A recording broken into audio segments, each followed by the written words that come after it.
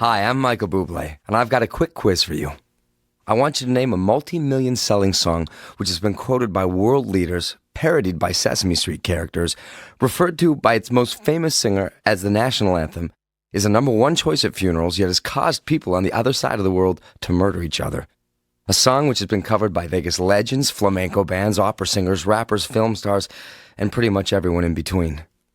The song is, of course... My Way? My Way. My Way. My Way. And now the end is near, and so I face the final curtain. They play it, I hear it for the first time, and I start to cry. He would announce to audiences, I hate this song. I hate this song. You want me to sing it, I'm going to sing it, but I hate this song. The heart of it is that one ingredient of so many of us, our egos. It has the power of its middle brownness. My Way's been recorded by hundreds and hundreds, thousands. It's Sinatra's recording that has lasted. Make no mistake about it.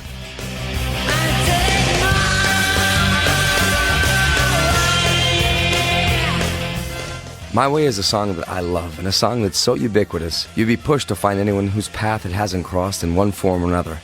Its story takes us from Ottawa in Canada to New York, over to France, back via Vegas, and on to pretty much any part of the world where popular music is played. But another quick question for you. Who wrote it? I've no idea who wrote it. I haven't got a clue. Haven't got a clue. I don't know. He doesn't know either. Sorry, you lose. The man you need to meet is Paul Anka. And to understand the song, you have to understand Paul Anka's beginnings.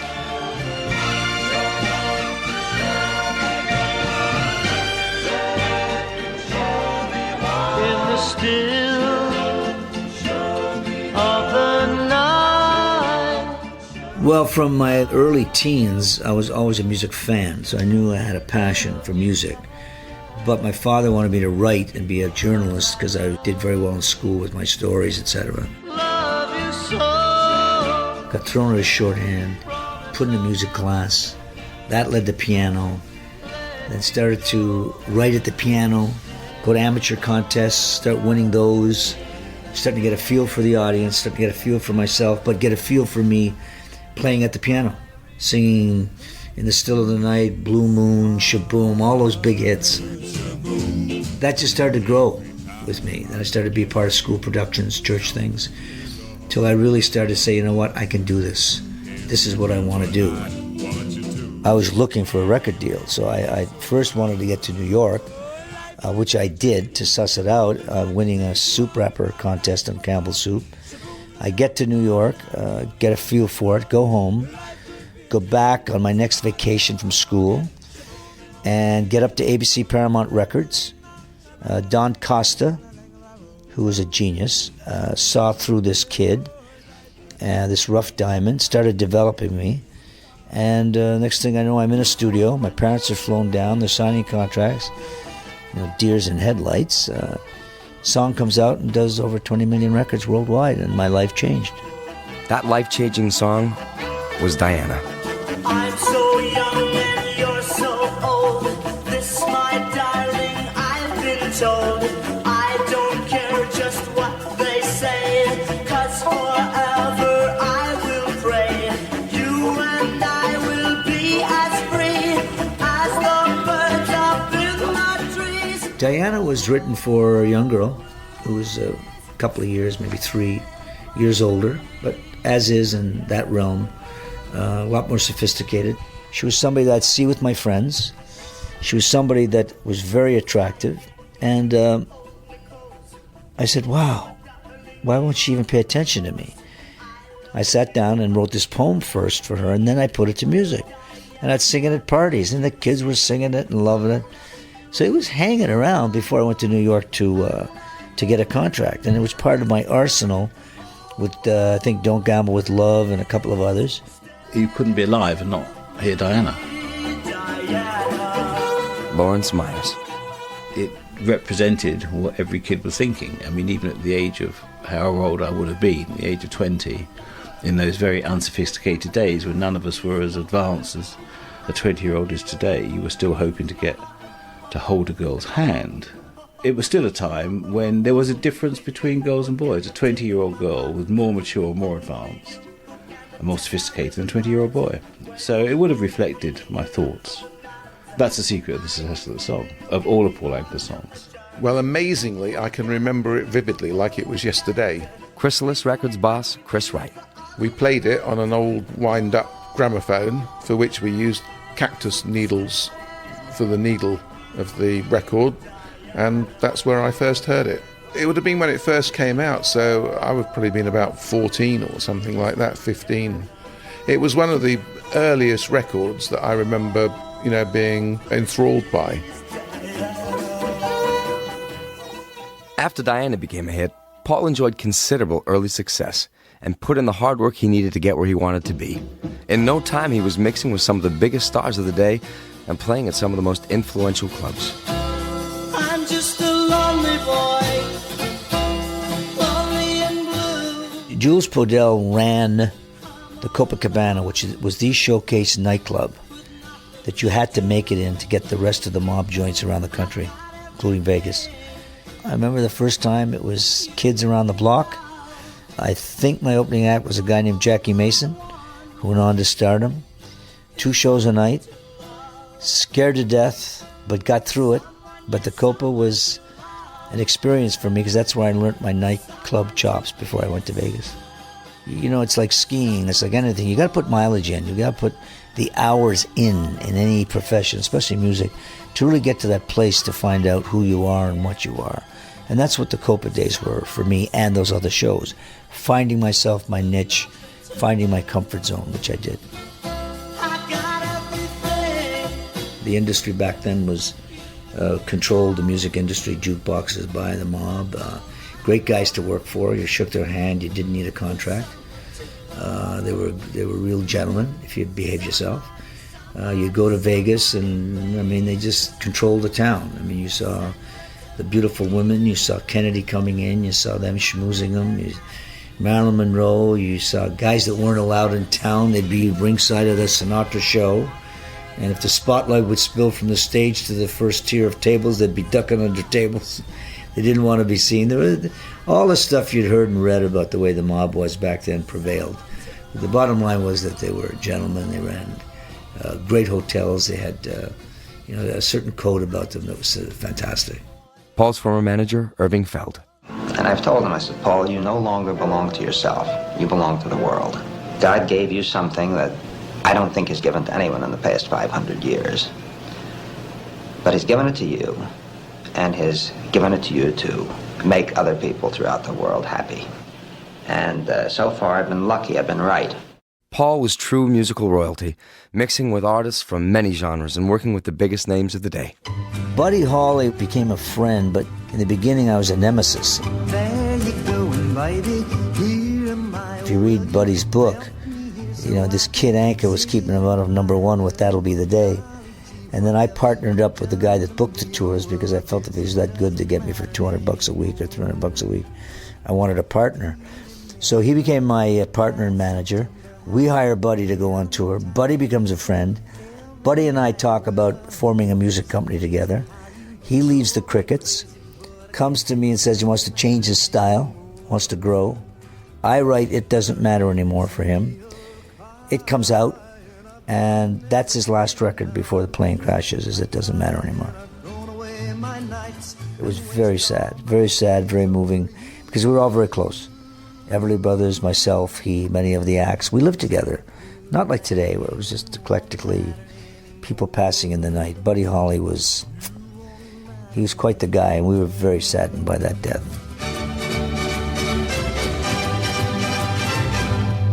As early as the late 50s, Paul Anka was a household name. At the height of his fame, crowds of fans would follow his every move. We don't want no one hurt now. We want And amid all the craziness, he kept his head down and bashed out the hits, always writing about what he knew. And they called it puppy love.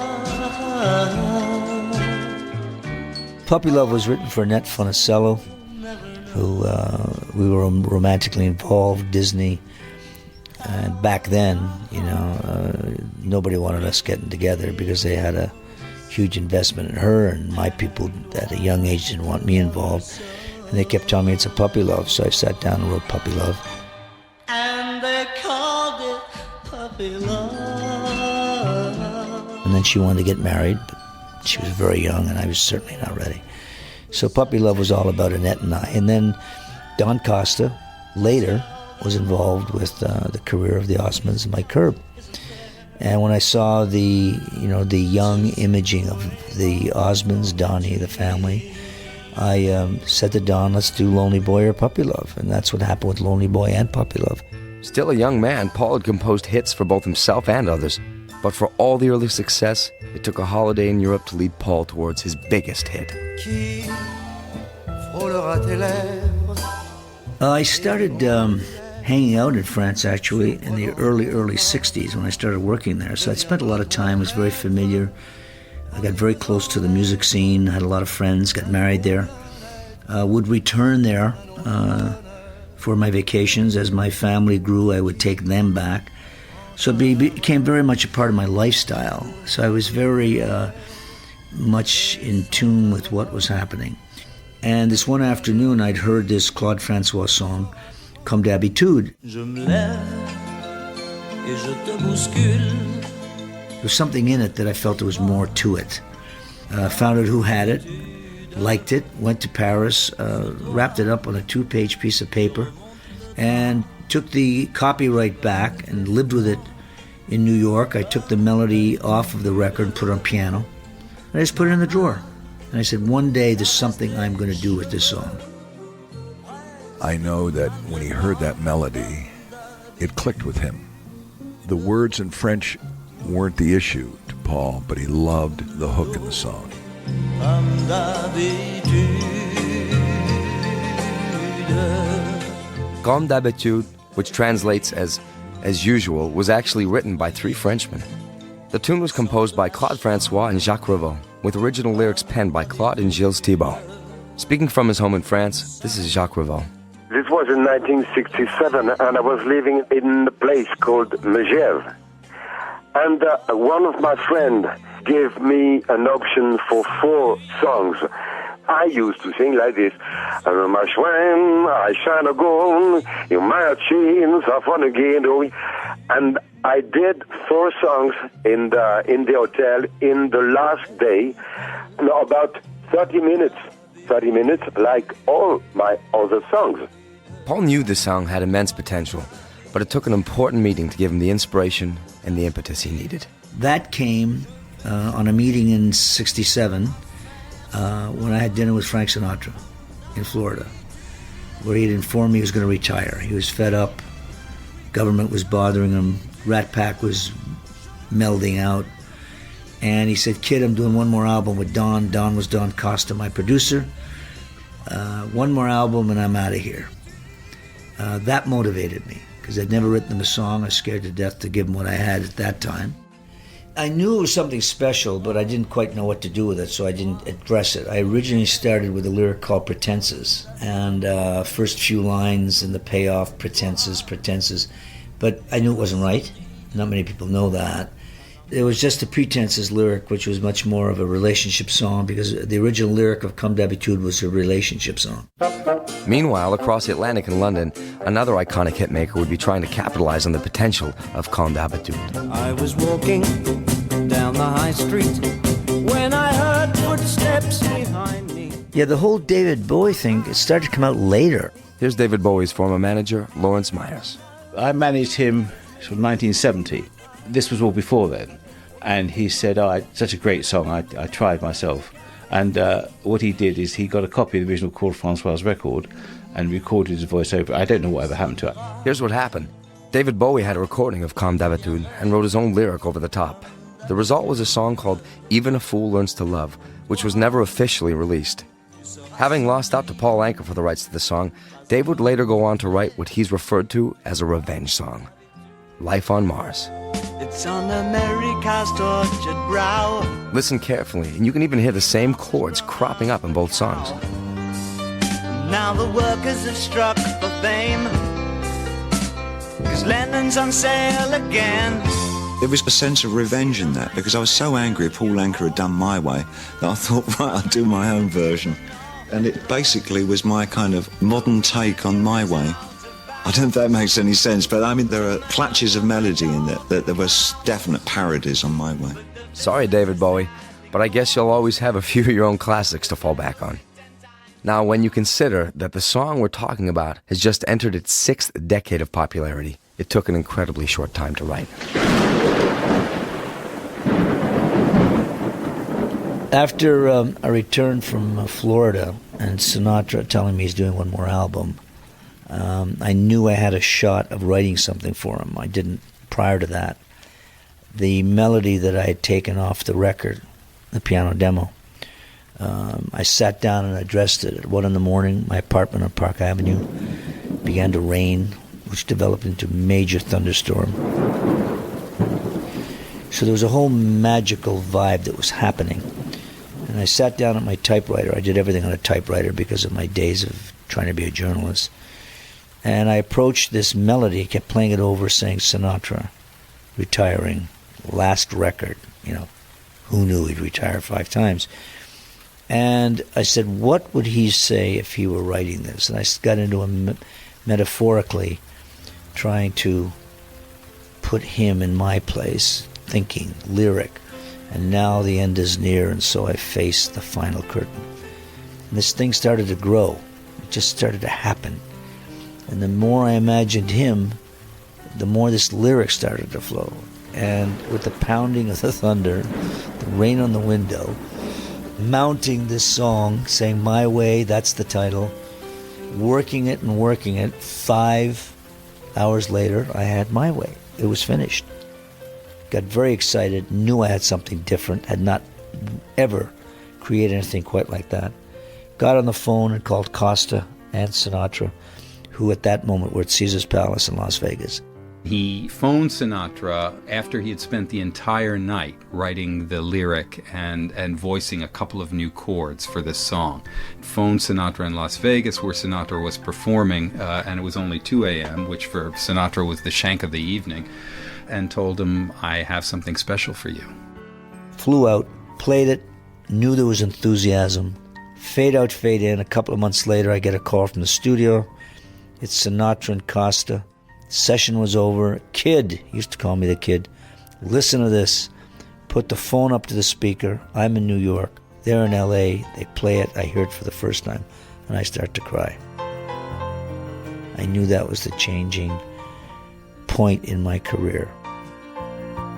The company I was with, RCA Victor at the time, after it came out and emerged as to what it was, were very pissed that I had not kept it for myself. But I told them it was written for him, and it was for an older person to originally launch it, that it was not for somebody of my age, which was late 20s. So there was no way that I was going to keep it for myself.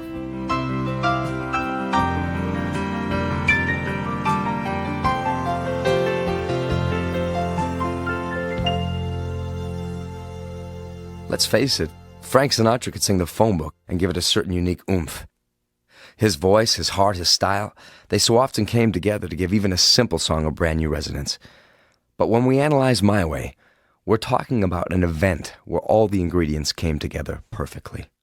There's a few moments in your career where you're moved. Tonight Show theme, The Longest Day premiere, and the first time when Frank Sinatra introduces My Way and the impact of that song. And now the end is near, and so I face the final curtain. Obviously, if you're only going to listen to one version of My Way, you're going to listen to Sinatra. I think if Elvis and Sid Vicious were in the room, they would agree with that. Here's Sinatra biographer Will Friedwald.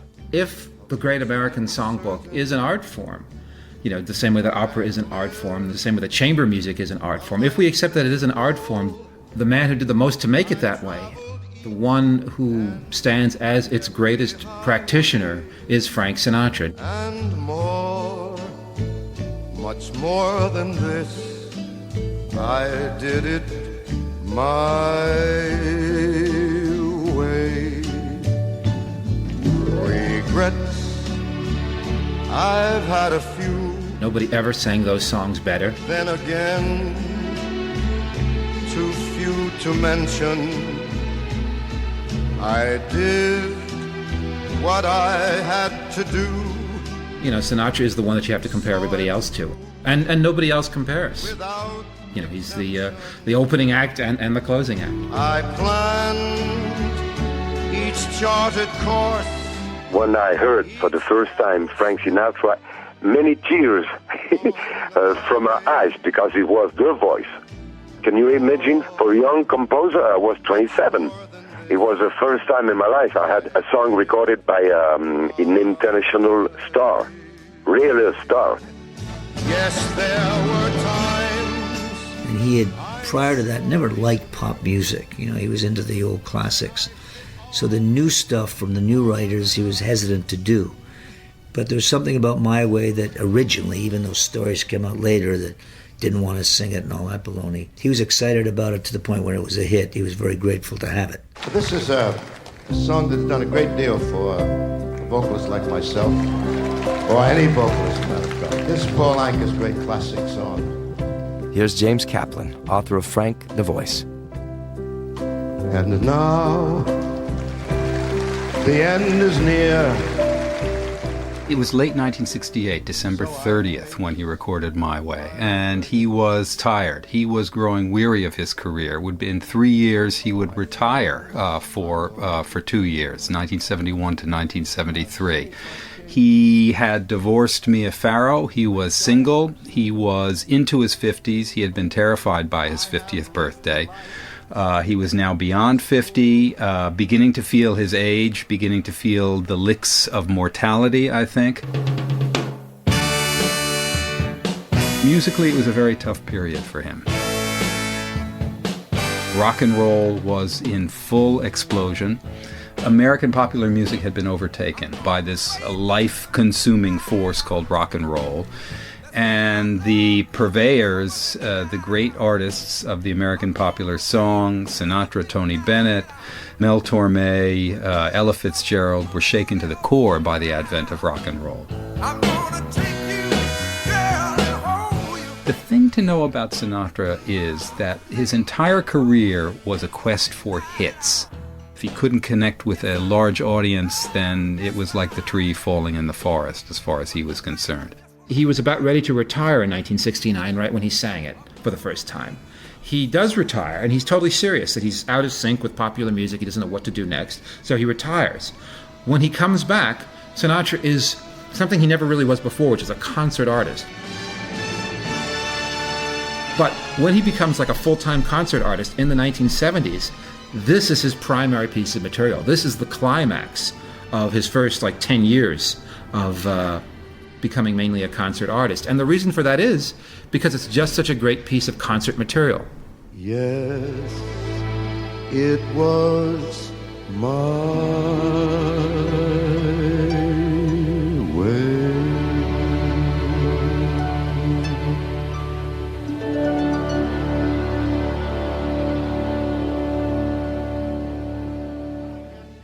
It registered with Frank because he had been down.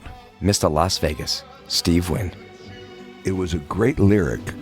I've been up and down and over and out, and I know one thing. Frank had an incredibly dramatic arc to his career, before From Here to Eternity, his career, which had been meteoric as a young singer, as sort of a matinee idol, it plummeted.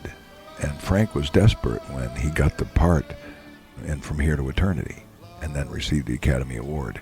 That was a turning point in his life, and I think it's probably extraordinary for a man to have reached that height, as entertainers and athletes can, and then be dashed, so to speak, on the rocks. I mean, it's a roller coaster life, being a superstar.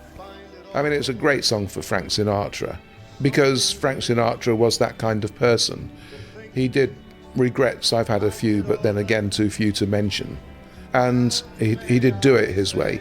And I think most people would love to, have that attitude to their life, especially as their life is reaching the autumn of its years. What is a man? What has he got? If not himself, then he has not I think Sinatra's My Way dwarfed the other versions simply because audiences strongly identified it, whether right or wrong, with Sinatra himself. It was the song that, to fanatics of Sinatra, identified him as their leader. A lot of Frank Sinatra songs last forever. It's Sinatra's recording that has lasted. Make no mistake about it.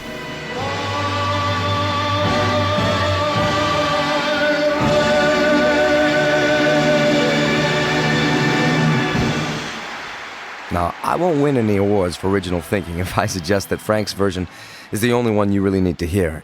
Its sales, critical acclaim, and general appeal have made it an unquestionable classic, which doesn't mean to say that Frank always felt the same way. To show you how seriously Sinatra took the song, when he came back after his retirement, his first big concert in New York, which he had recorded at his own expense for his own record company, Reprise Records, this first big major concert, big major event in Sinatra's life, and My Way is going to be a key part of it. And here's how he introduces the song. Paul Anka wrote that song. Originally a French song that he found in Paris. Was written by a young 18-year-old French songwriter whose name was Jacques Scott. Now, these are the jokes. It just seems so screamingly inappropriate. But I mean, to love Sinatra, you got to embrace the contradictions. Of course, plenty of others have given the song their best shot, but the next notable version didn't come until 1971, when another Vegas legend tried it his way. And now the end is near, and so I face the final curtain. Elvis, when he'd come backstage at Caesars and see my show, and we'd talk afterwards, I guess knew what he was going through physically, because, his weight, the drugs, all that stuff, which became very much apparent to all of us because we had the visual on him. We saw what was happening. And he was a nice guy. He was a gentleman. But he'd sit there with me at backstage, and he'd now and then say to me, "Hey, Paulie, that My Way means a lot to me. I'm going to do that song one day." And I'd say, "Elvis, that's not your kind of song," because I really didn't see him doing it, frankly. And when he finally did do it, and I watched him, and as obese as he was and out of control, this guy was telling you he was in pain and going through it and what it meant to him. It became a big part of his show and very moving for me when I went to see him sing it, because I knew the subplot. Elvis, it just sort of fitted, didn't it? He was coming to the final curtain, wasn't he? He was sort of coming towards the end of his career, and he was becoming overweight, and all the young kids were coming up. I think it works very well if you can totally identify the sentiment with the singer. I did it My Way is one of those songs that, because it's so catchy and instantly memorable, has been played around with a lot. In 2007, the New York Times technology columnist David Pogue had a worldwide YouTube hit with a parody version, designed to celebrate the launch of a new gadget. Now the end is near.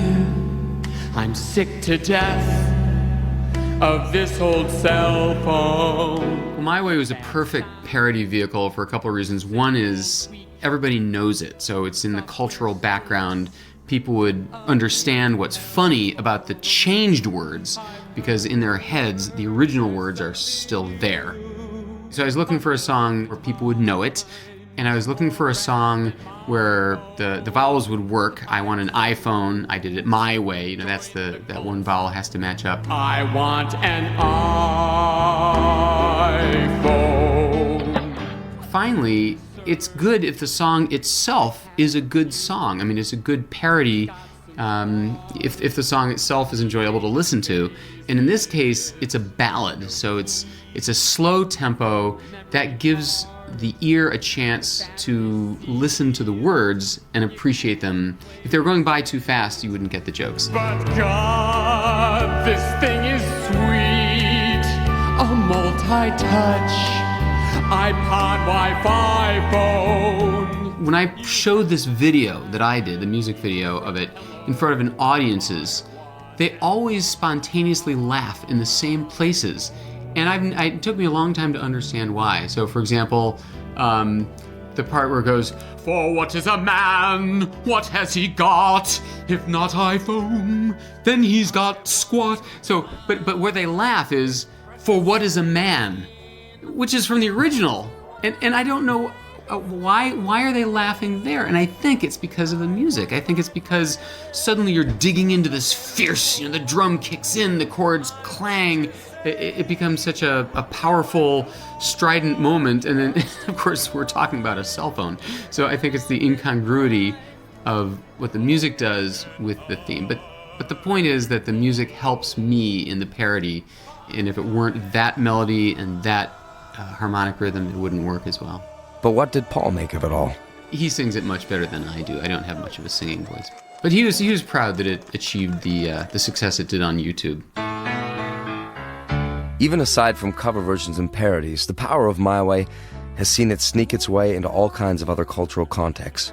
Robin Williams sang it as a penguin in the film Happy Feet. John Cleese as a gorilla in George of the Jungle. Simon Cowell performed it in Shrek 2.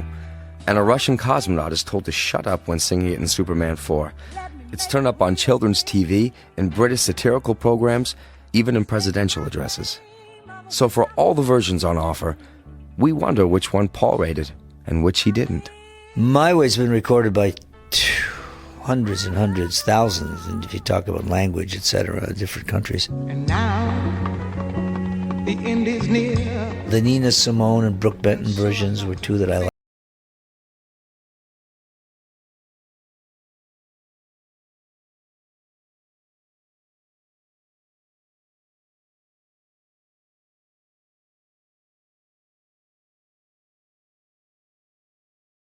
That was the one that kind of really tweaked me a little, but I understood that, I'm not in any way into censoring people, and so once I got his sincerity about it and followed the litany of how, I granted that license, but it was different.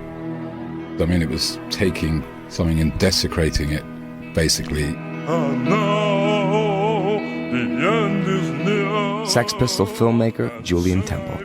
The end result was punk. I don't think the beginning was. I think, that's the kind of cry in your beer, working men's club song, or, electrocute yourself in the bath, Claude Francois' song. I mean, it was a very mainstream song that people were sick and tired of hearing, really. So it was kind of great to hit the mainstream and shred it. Although it wasn't what we first wanted to do. We wanted to do Je ne regrette rien, actually, the Piaf song. Non, rien de rien. Some weird guy at Barclay Records called Jean Fernandez, who was detailed to look after the Pistols in Paris, but he would sit in his car tuning in to shortwave of the old Maquis, the resistance fighters, and they'd be talking in these kind of weird surreal codes. Sid said, "F*** off," basically, to Je ne regrette rien. So we were saying, what can we do? And he said, well, look, we own My Way. Why not try and get him to do that? Which proved equally hard, actually, at the beginning. He wouldn't have any of it, and we were there for a month in Paris trying to get him to record it, and all he would do in the studio, me and Boogie, the guy, tour manager guy, were detailed to go down by McLaren and try and get him to sing it, and we even flew Steve Jones out, and it was only, when Malcolm agreed to sign something saying that he was no longer going to manage Sid, that he agreed to do it, and we had to change the words. I changed the words with him, and Steve did a solo, and he agreed to do the first bit like Sinatra, and then changed the Ramones, which was actually much better. We were trying to get him to sing like Sinatra all the way through. Sinatra's declining years, My Way became his emblematic song when he was over the hill. Same with Presley, I love their songs when they sing it like they mean it, but he's just trotting it out like any other guy in a working men's club, Sinatra, and Presley was well past his sell-by date at that time. Sid was still fresh.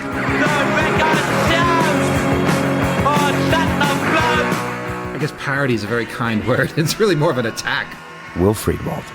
He was trying to be as anti-establishment, anti-older generation, anti-respectability as he possibly could. He's really just attacking Sinatra. He's really trying to say Sinatra's a ridiculous old fool for singing this song. He really is, trying to rip him down. Very aggressive, very, very transgressive. Perhaps, unsurprisingly, it's long been a favorite choice in the UK for those occasions when people really have faced the final curtain. My name's Kevin McAllister and I'm an operations manager for the Cooperative Funeral Care. On a regular basis, we look at what our clients have been choosing for their funerals, and music is one of the things that we look at on a fairly regular basis. From that, we compile a top 10 of the songs that are most chosen. The most recent survey, for the second time running, has seen My Way at number 1. I think it's the lyrics, it's the words, it's the sentiments around it. You know, the very start of the song, that is basically what a funeral is about. It's about celebrating somebody's life that has come to an end. And the words within the song can perhaps relate to all sorts of different people, different walks of life, different life experiences. And you can adapt your thoughts and your feelings into those lyrics and into those words and turn it into something that's very personal.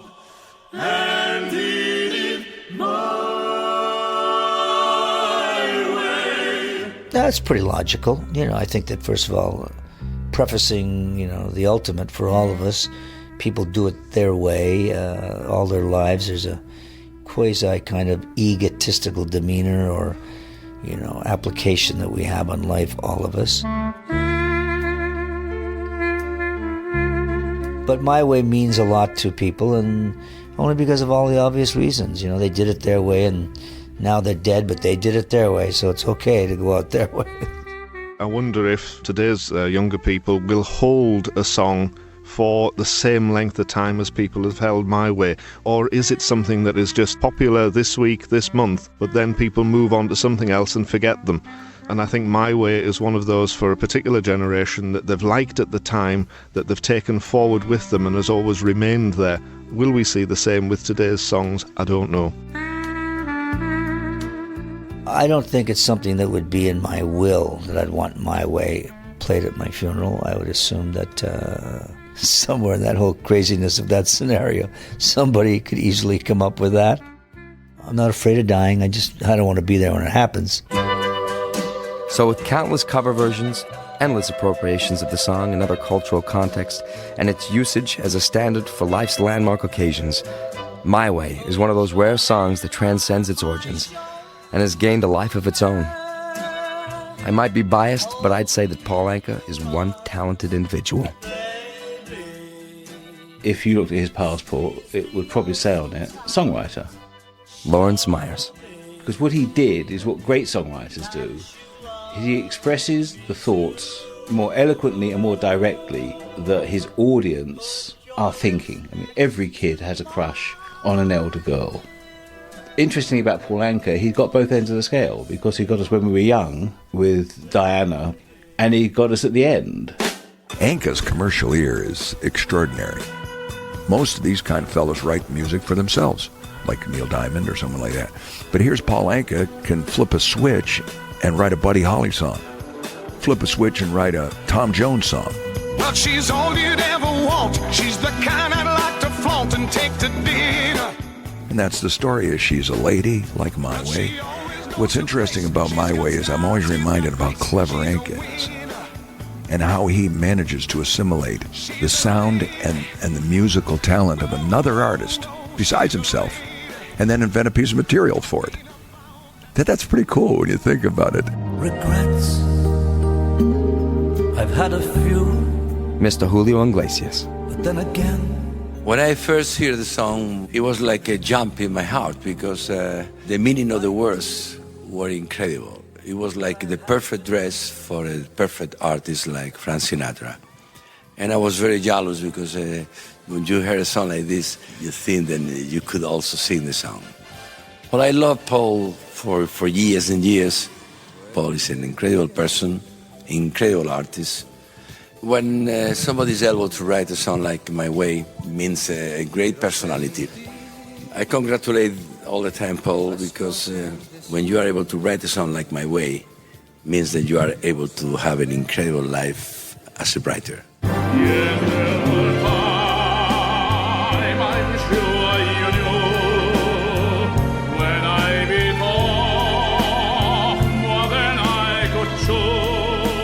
Now, to say that Paul Anka has an ear for a good melody is a bit like saying Luciano Pavarotti could bang out a tune.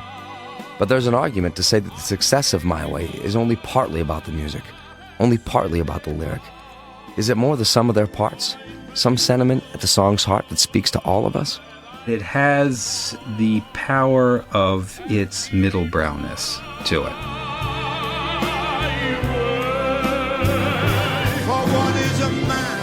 It's clearly a powerful song because of its huge endurance among Sinatra's fans, and for the entire concert portion of his career, it was constantly requested by audiences.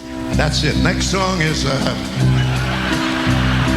Sinatra, it's been the first hour on stage singing love songs like I've Got You Under My Skin and All or Nothing at All, things like that. I've got you under my skin. And then, for the last song, he would do this one other song that wasn't about love for other people, that was about self-celebration, and that was sort of the payoff. That was like a departure. My friend, I'll make it clear. Sinatra, who was complicated and subtle and incessantly vulnerable human being, rejected the identification with the bombast of My Way. There was a gap between his audiences and Sinatra where this song was concerned, and it's what led him to grow more and more rebellious about it. What's more than this? I did it my way. I never saw him do it without disparaging the song. And again, it wasn't the quality of the song or Mr. Anka that he had any objection to. It was really the idea of, that he wanted to sing about how great he was. It was totally, I think, contrary to his character. So the idea of doing a song that says, gosh, I'm terrific, self-celebration, it really is an anthem. It's an anthemic song. The idea of, in fact, he even refers to it very famously as the national anthem. We shall now attempt to do the national anthem, but you needn't rise. And he's kidding, he's being ridiculous. But, it really was an anthem to him. And that's just contrary to what he was thinking. He's not thinking how great I am. He's thinking, gosh, I'm glad people let me do this. Thank you. Oh, you're marvelous. Thank you very much. I love you. Thank you. That's very nice. Please. I may ask for more money. Don't do that. So what would Frank have made of this being the song which, even now, springs to mind for so many people as his epic landmark theme tune? Well, obviously he would have been horrified. He hated that idea. He really didn't like the song. I hate this song. Oh, I hate this song. Yeah, you sing it for 8 years, you would hate it too. Don't give me that jazz. It's not that I didn't think it was a well-written song, and I don't think it was out of any disrespect to Paul Anka. I mean, he really respected Paul Anka for his craftsmanship and his talent, and, no question. Sure, I love it. I'd like to get one every week. But he only writes one every 7 years for me. I think he really disliked the idea of getting up and saying, look at me, world, I'm great. Don't forget that most of these quotes, if not all of them, came after he had been doing it for 8, 9, 10 years. We have a song that we haven't done in a long time, and we're going to drop it in here now. I think we did it for about 10 years, and it got to be a real pain where. So we stopped doing it. A pain in the throat. Here is an anthem of braggadocio that he was not eager to identify with. My Way is the biggest and the boldest and the most assertive. Everybody wants to celebrate themselves, and what better way to do it? And may I say, not in a shy way. All this talk of ego, of being the great I am, there seems to be a lot of testosterone flying around this program. The number of versions by female artists is relatively low. There's been Dorothy Squires, I've lived, I've laughed, and I've cried. Dame Shirley Bassey. I've had my fill, my share of losing. Well, not that many more. And now, So we wondered, is My Way a particularly male song? Yes, it is a bit. It speaks of everything, doesn't it? You're no longer the hunter-gatherer because somebody else is hunting and gathering, and you've gone past hunting and gathering. Maybe you're on a pension, or maybe your kids are helping you hunt and gather. But that's what I think My Way is about. Wouldn't it be a great song for a really, ballsy, gutsy girl with a lot of attitude that she did it my way? Now, one of the song's most fascinating connections is also a tragic one. Over the last 5 years, news agencies in the Philippines have reported a number of murders that have taken place in the island's karaoke bars. Now, the theory goes that the braggadocio within songs' lyrics, especially when mixed with alcohol, can, in the wrong hands, come across as a little too much of a defiant statement. For some reason, people kill each other with a song in My Way. I mean, I guess it's a declaration of self, and it's saying I'm better than you are. I guess that's what they're taking it. So it's considered an aggressive act just to sing the song. You know, I'm better than anyone else. That's what it's saying. I mean, what do you say about that? Killing people over a impromptu version of My Way in a karaoke bar? That's a little out there. For better or worse, through the murders, the funerals, the celebrations, and the parties, My Way has clearly touched many people, perhaps none more so than the song's writer. It was a turning point in my life because it was that mid-'60s period where I wasn't sure where I was going with my career. Beatles, British invasion had hit, so there was a lot going on in my head. You wake up and time has slipped away. I humbly submit that if I'd pursued the track of Pretenses and finished it, we wouldn't be talking about it today. The fact that My Way, with that lyric hitting a nerve in the me generation, the uniqueness of the message of that song hitting the pulse unilaterally of people all over the world with the greatest interpreter of that song, Frank Sinatra, all those dynamics coming together took that song to another level that invited all kinds of reaction. Do you remember the times of your life? I think it's possible to love different songs on different levels. With some, you might enjoy the catchiness. With others, you might enjoy the lyric, which sticks in your mind. Or you just might enjoy singing them without ever thinking what they mean. But in My Way, we're talking about a song which has managed to genuinely touch lives and which resonates at a heartfelt level. Chrysalis Records boss, Chris Wright. Yes, I mean, I do think that whatever the song says would apply to me. I've always tried to plough my own furrow and be more of a leader than a follower.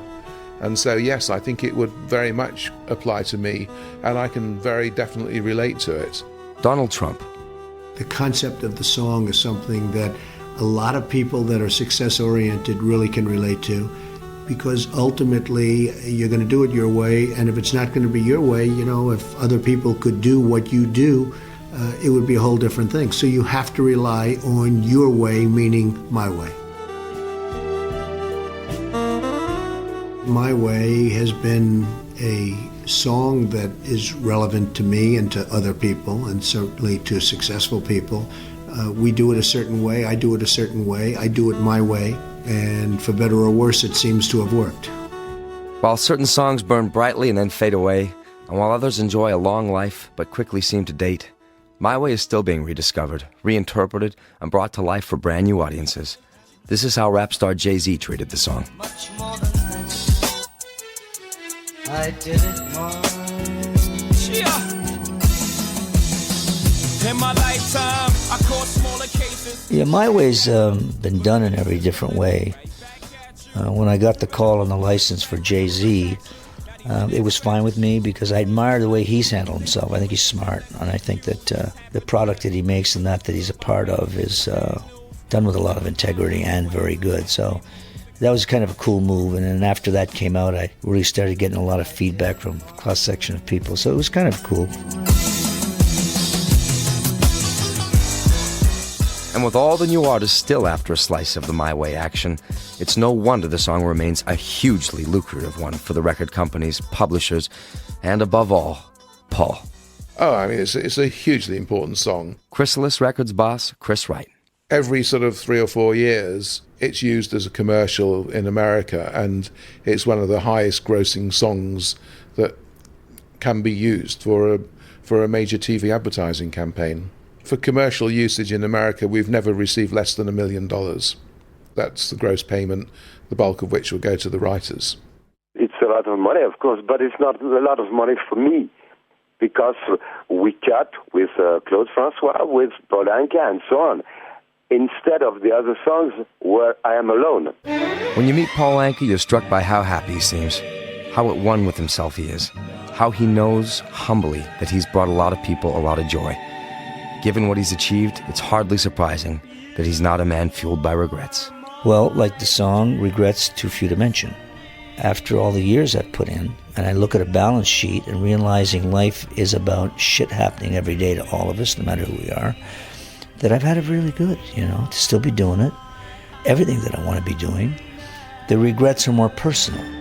That's what you are. I'm a lucky stiff, I really am. I'm sure I've worked hard and all that other stuff, but I've always kind of existed, within the belief that no matter what that lucky moment was or the luck we've made for ourselves, there's somebody out there that's better than me. Yeah, I don't have regrets. I really don't have regrets. And I'd feel like a real spoiled little asshole, if you don't mind, saying, oh, I regret this and I regret that and I regret that. It's always half full for me. Cup is always half full to be able to still be here today. A fine sentiment for a man who's lived a life well lived. Later this year, Paul will turn 70, and he's still busy touring, busy helping people like me make their way, and busy writing new material. Yet despite more than half a century in the business, he's still more or less free to walk the streets undisturbed. I like the anonymity at times that I have.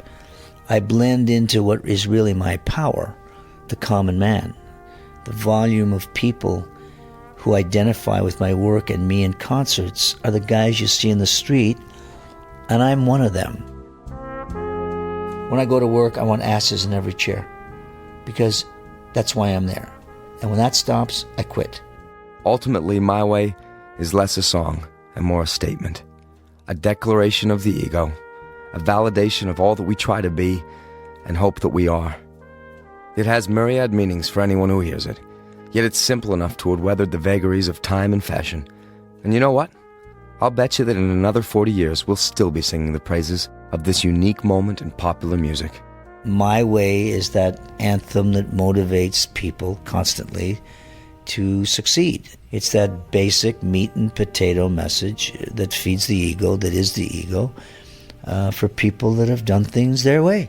And it will go on because of that. If it were anything else, it wouldn't. I want to leave you with a special version of this song you won't have heard before. Recorded and mixed exclusively for this program, it features Paul Anka reading some words from his most famous creation, blended in with just a few of the many thousands of covers there are out there. I hope you enjoy. And now the end is near. And so I face the final curtain. My friend, I'll say it clear and I'll state my case of which I'm certain. I've lived a life that's full, and I've traveled each and every highway, and more, much more than this. I did it my way. And now, it's coming in. So I face final curtain.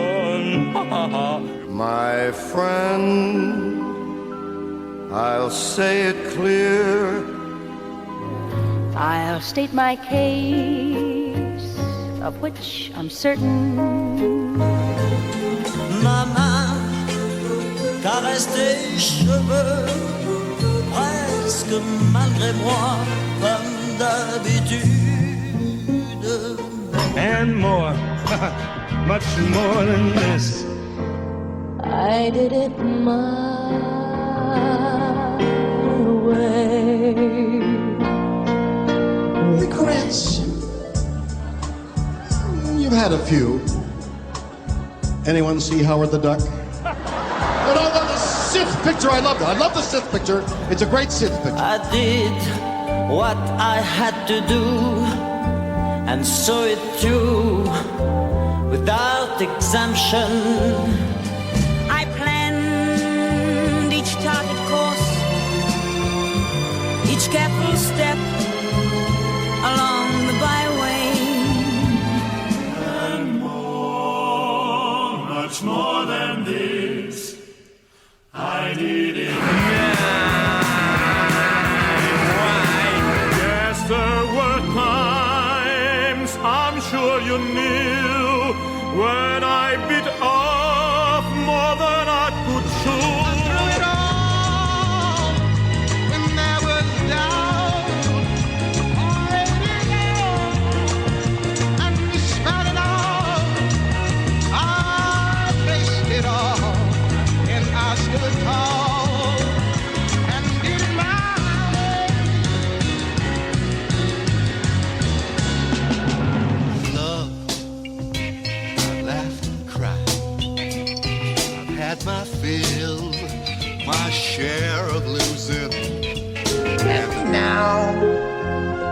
as tears subside, I find it all so amusing.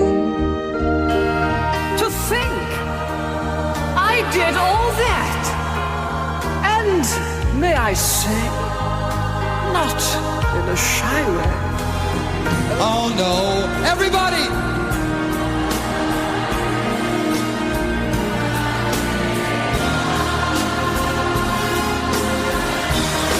What is a man? What has he got? If not himself, it is not.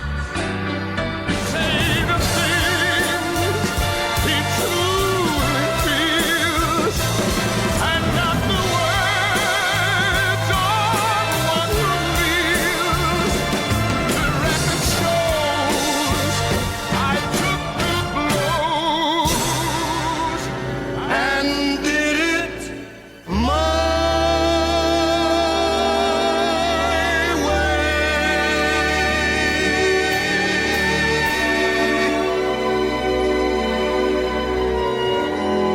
Yes, it was my way. The record shows that I took the blows, and I did it my way. The Record Shows I Took the Blows was a head-on media production for BBC Radio 2. The producers were James Hyman and Nick Minter. The executive producer was Sarah Jane Eden.